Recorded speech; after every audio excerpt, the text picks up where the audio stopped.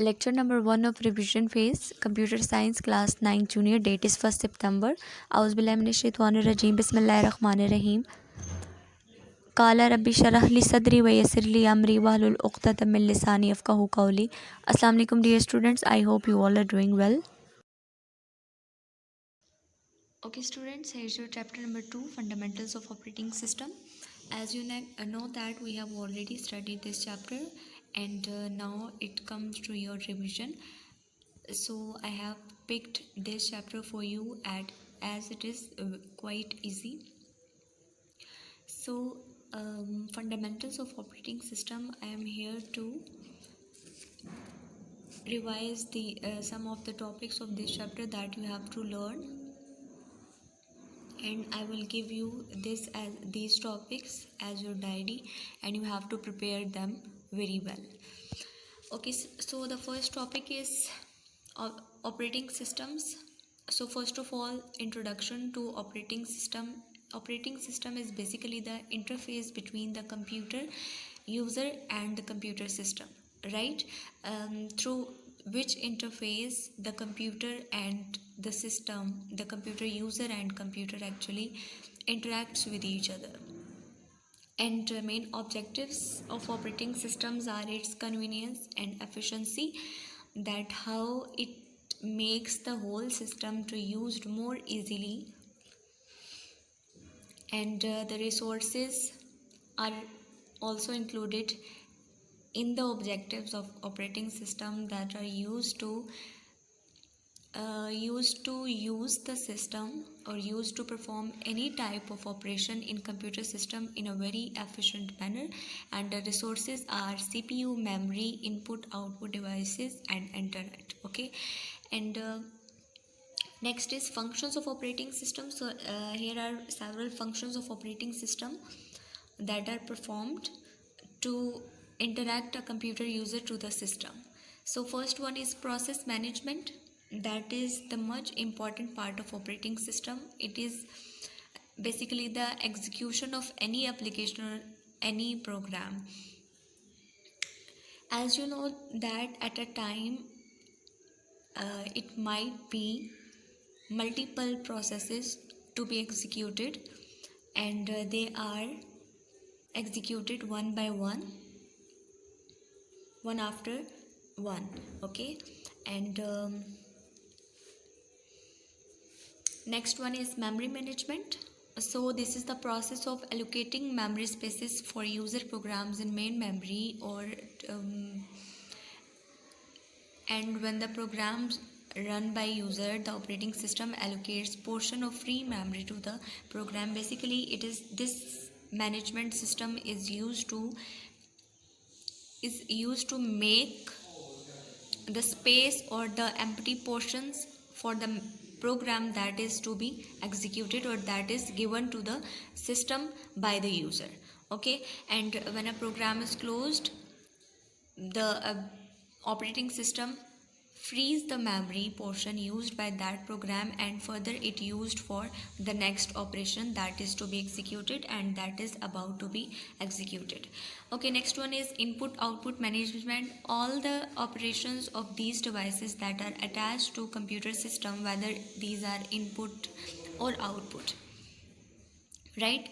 So the to control that operations of these devices, input output management is used basically. So the user communicates with computer through these devices, and these devices includes keyboard, mouse, monitor, and many more. Okay, next one is file management.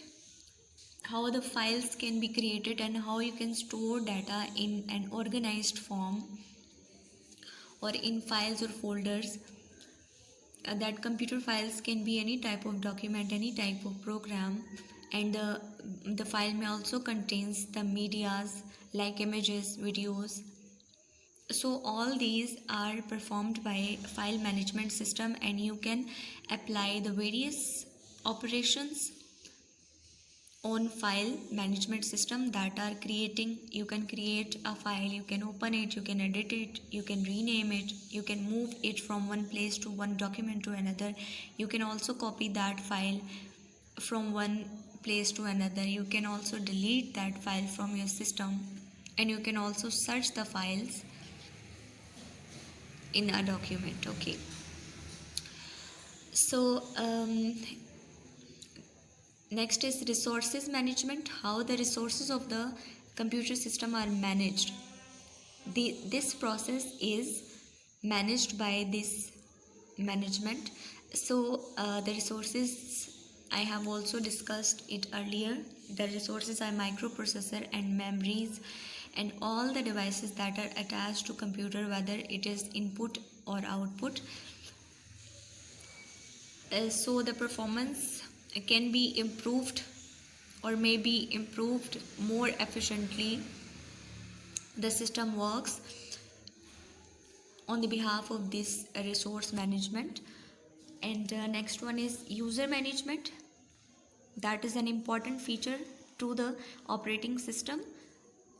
It is basically to secure the computer system, and device or and a person that is called the administrator controls the whole computer system, whole security system actually. He can create and manage the user accounts, like the username and the password to log in, to log out. So all the security systems are being managed by user management system or the administrator, right? So next one is operating system interfaces.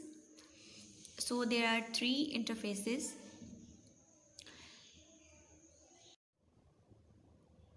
So these are the three interfaces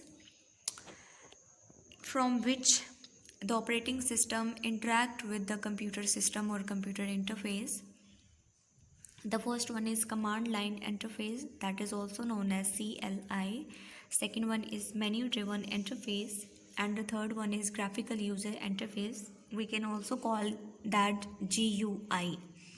Okay, first one is CLI, command line interface. That is textual based input we entered into the computer for further processing, and user can also press the enter key to execute these textual based input. And further, CLI is categorized into DOS, that is disk operating system, and Unix. So CLI is basically very difficult to use because user have to remember the commands to perform any type of task, any type of operation into the computer system. So the first category or first type of CLI is disk operating system, that we call that DOS. So DOS basically displays the prompt that is written here to enter commands, right? And you must have to know the syntax, the rule for writing the commands or for supporting the computer system based on the commands. So this is quite difficult for a computer user or for a common man to remember all the types of commands. So we can say that DOS is difficult to use. Here are some of the commands that we used in DOS. This is dir, that is used to display the contents of current directory or folder. Format D, format the D drive. CD /pix. CD stands for change directory, which makes pix the current directory, right? So here is the block for you. Microsoft introduced the MS-DOS in 1981 and it was replaced by Windows 3.0 in 1990. You must have to know that when did the first MS-DOS was introduced and how to which it was replaced by. So next category or next type of CLI is Unix, that is multi-user CLI operating system, that was introduced in 1969. You can perform multitask at a time in this software or in this system. And a menu driven interface, it's been cleared from the name of this interface, menu driven interface, that contains actually the menus on the screen through which user can easily select that is required for which operation he is going to perform, right? You can choose one choice after the other, or you can also choose multi choices at once. So this is the menu driven interface that is used in mobile phones or iPods.